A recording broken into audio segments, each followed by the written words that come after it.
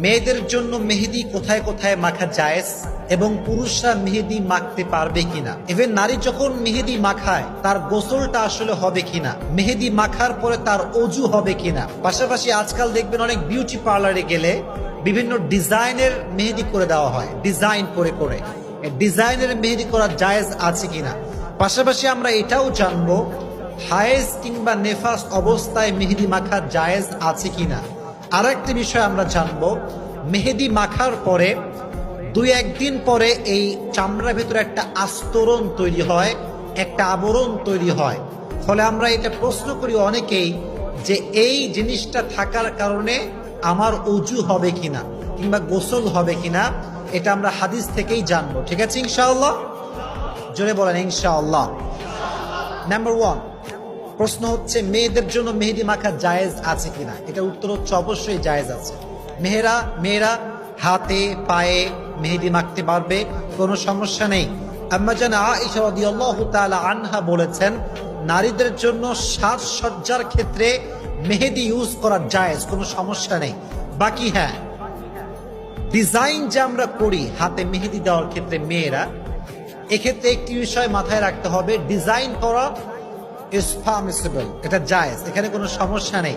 But কোনো নারীর হাতে কিংবা পায়ে কোনো পুরুষ যদি ডিজাইন করে মেহেদি লাগিয়ে দেয়, এটা কি জায়েজ নাকি না জায়েজ? না জায়েজ। মনে রাখবেন হাদিসে এসেছে কোনো নারীর কোনো অঙ্গে কিংবা প্রত্যঙ্গে কোনো পুরুষ যদি টাচ করে, গায়ের মাহরাম পুরুষ, তার ওই জায়গাটা জাহান্নামের জন্য অবধারিত হয়ে যায়। নাউজুবিল্লাহ পড়ে। এই জন্য নারীরা অনেক মডেল করতে গিয়ে পুরুষদেরকে গায়ে হাত লাগাতে দেয়, ইচ্ছা মতো তারা টাচ করে। মেকআপ ম্যান যারা আছে, এটা ঠিক না।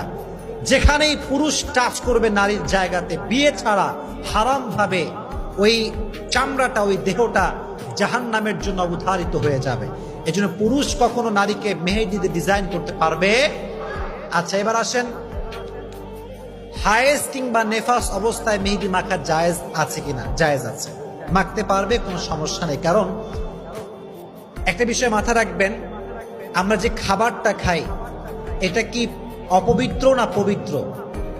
মাঝে মাঝে আমরা অজু ছাড়া খাই না, খাই কি খাই না?